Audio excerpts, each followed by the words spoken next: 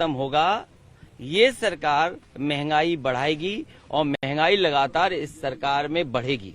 Samajwadi party को जनता का संघर्ष का जनादेश मिला है। भारतीय जनता पार्टी गुंडागर्दी, भारतीय जनता पार्टी गुंडों का सहारा लेकर के लोकतंत्र को खत्म करने में लगी है।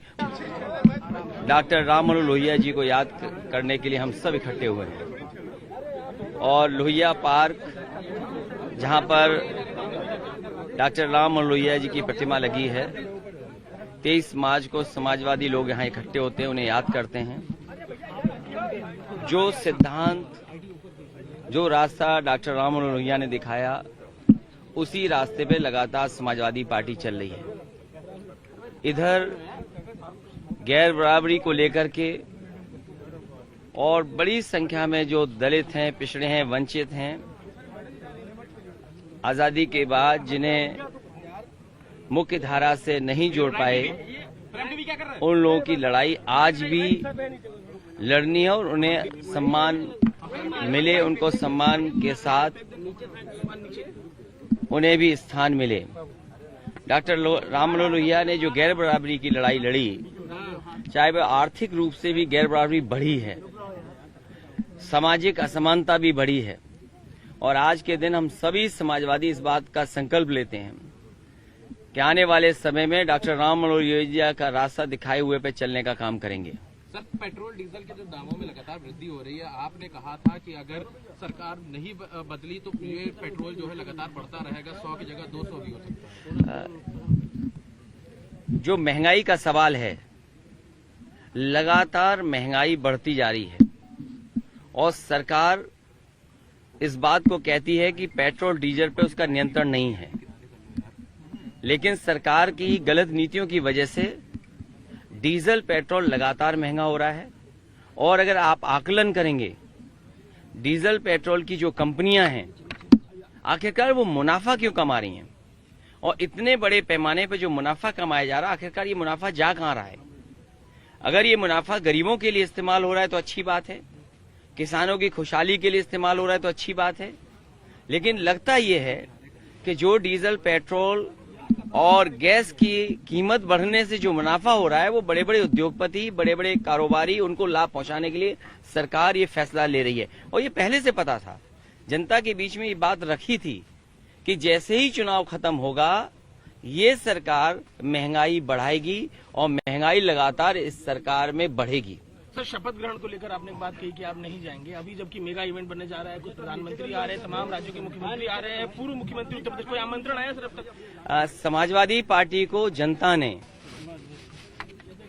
ने जो जनादेश दिया है, वो संघर्ष का जनादेश दिया है। समाजवादी पार्टी को जनता का संघर्ष का जनादेश मिला है। और जहां तक सवाल आयोजन का है, खुशी जरूरी है, खुशी मनाएं भी, लेकिन ये कंटिन्यूटी की सरकार है, ये सरकार लगातार चल रही है।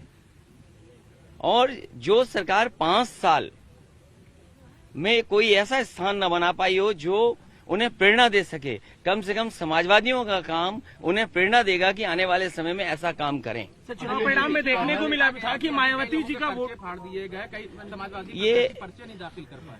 भारतीय जनता पार्टी गुंडागर्दी, भारतीय जनता पार्टी गुंडों का सहारा लेकर के लोकतंत्र को खत्म करने में लगी है। और ये पहला उदाहरण नहीं है। याद कीजिए वो लखीमपुर में जिस समय बहनों के साथ जो व्यवहार हुआ था, उनके कपड़े छीन लिए गए थे, उनकी साड़ी खींच ली गई थी, कपड़े फाड़ दिए गए थे।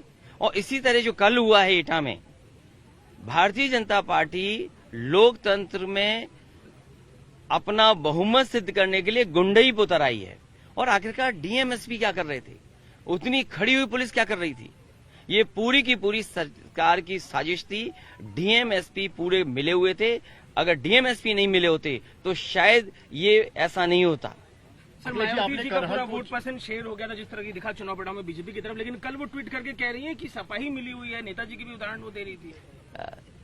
समाजवादी पार्टी डॉक्टर राम मनोहर लोहिया के सिद्धांत पर आगे बढ़ने जा रही है।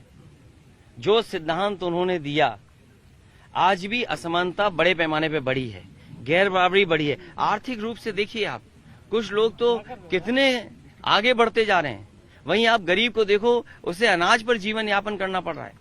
और यूथ कितना निराश हुआ है। जब तक अर्थव्यवस्था नहीं बदलेगी तब तक यूथ को नौकरी नहीं मिलने वाली। वही यूथ जो पिछले 3 साल 4 साल से इंतजार कर रहा था कि उसे नौकरी और रोजगार मिलेगा। सरकार के सामने चुनौती भी है कि आखिर सरकार इतनी नौकरी रोजगार कैसे देगी। और मुझे नहीं लगता ये सरकार यूथ के भविष्य को बेहतर कर पाएगी।